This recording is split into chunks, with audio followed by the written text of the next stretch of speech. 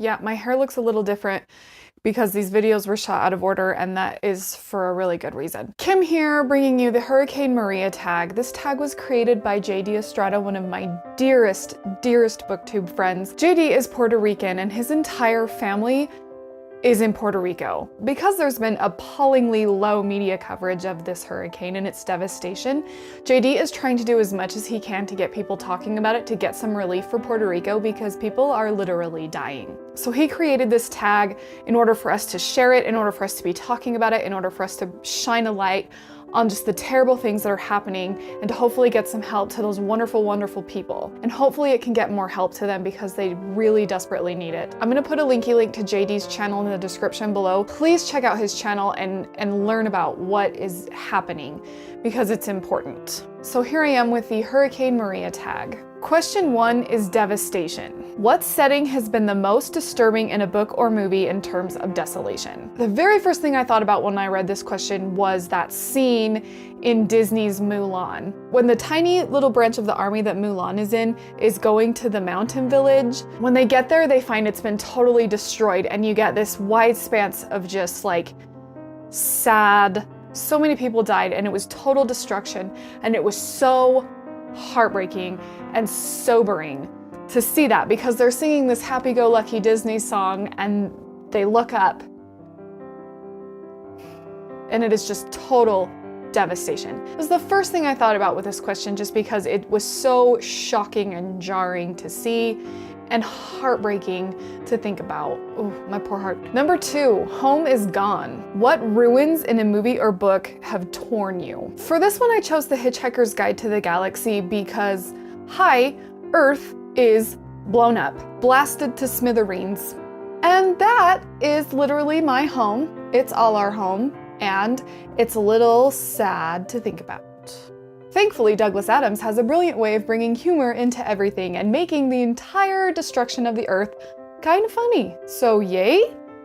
Number 3 is loss. What book or movie has left you with the most profound sense of loss within? For this one, I'm going with The Fellowship of the Ring, the first book in the Lord of the Rings trilogy by J.R.R. Tolkien. I chose this because, sort of maybe spoiler alert, the part where Gandalf falls into darkness battling the Balrog is like a knife in my heart every time I read it. The last time I reread this book, I almost skipped the chapter completely because I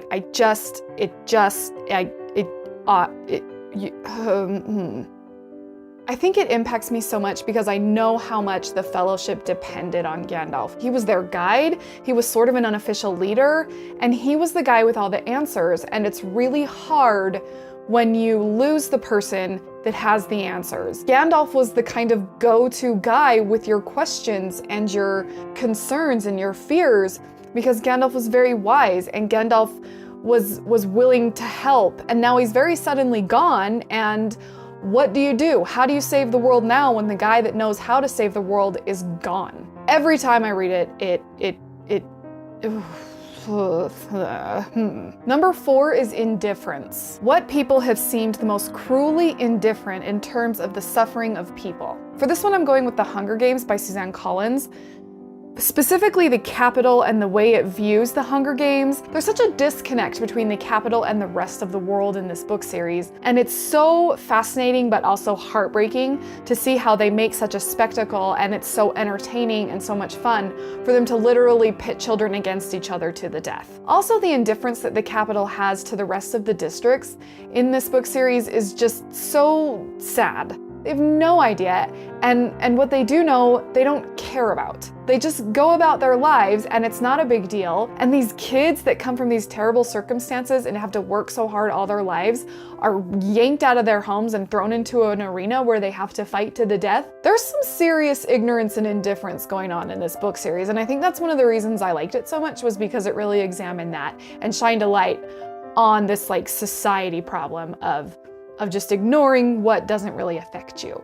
Number 5 is desperation. What character has been in the most desperate of situations? I'm gonna go with Shadow in American Gods by Neil Gaiman. The poor guy's just gotten out of jail, his wife is dead, and then suddenly he's thrown into this crazy world of people claiming to be ancient gods and all this craziness that goes on. It's been a really long time since I've read this book series, and so I don't remember terribly that much about it, but I do remember that I felt so bad for Shadow. My heart just went out to him because he really had been through a lot, and he's trying to pick up the pieces of his life that are left, and he just gets thrown into all these different places and situations that don't make sense, and the poor guy is just trying to keep his head above water, and my heart really went out to him, and I really feel like he went through a lot and continued to go through a lot throughout the entire book. Shadow started from a place of desperation and sort of had to just keep trudging through it and facing problems and things. My heart just went out to this guy. He did not have it easy. Number 6 is Cavalry. What rescue mission or cavalry gave you hope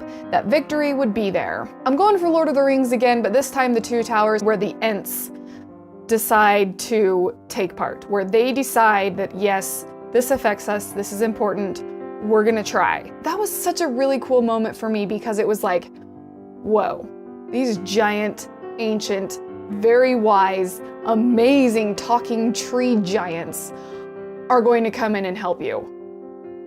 I'm all right with it. It was so empowering and it was so hopeful and it was so exciting that they were gonna do it. They were like, yeah, all right, you're invoking the Ents, and this is gonna be amazing. And the Ents were just some of my favorite characters in general. I just love them so much. But I'm a tree hugger, so it makes sense. Number 7 is Hello Again. What book or movie scene has someone come back from the darkness to fill you with joy? The Lion, the Witch, and the Wardrobe by C.S. Lewis. When Aslan comes back, I weep every time. Yes, I know it's about Jesus. Yes, I know it's this Christian thing, but the fact is, when Aslan was killed, I was devastated because he was just my favorite character in the book, and I thought he was so cool and so noble and just the kind of character that I want to snuggle all the time and have around me for just wisdom and encouragement. And then he was gone, and it was terrible and sad and heartbreaking and devastating and awful. And like a beacon, he returns to save the day, and everything is wonderful, and it's so hopeful and so just beautiful. Ugh, beautiful.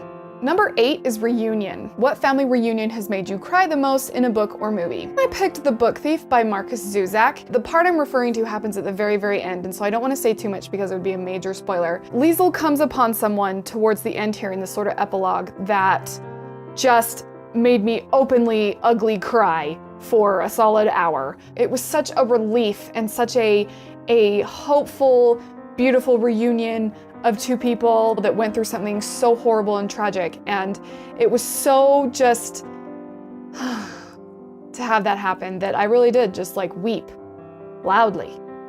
Great book if you haven't read it. You need to get on this. Number 9 is Rebuild. What are tales of rebuilding that inspire you? For this one, I'm gonna go with The Martian by Andy Weir, specifically because Mark Watney has to continually rebuild and redo and figure crap out over and over and over again. That's all the guy does to stay alive. He'll figure something out, and then everything goes to crap and goes wrong and becomes a total nightmare, and he has to do it again, but better and different with fewer things and in a more clever way, because that's how it is on Mars. It's just a total circus of, well, crap. I feel like this book is totally about rebuilding, and I don't know if it was intended that way or what, but the thing is this book is all about being scrappy, figuring it out, and when things go wrong, you pick yourself up and you do it again, and you figure it out, and you move on so that you can survive, and so that you can get home, and so that you can live your life. And that's what Mark Watney has to do time and time again. It's constant rebuilding. You know, he has to redo the plan. He has to rebuild the whatever broke. He has to bring this back to life, and he has to do whatever and whatever to make it so that he doesn't just die alone on Mars.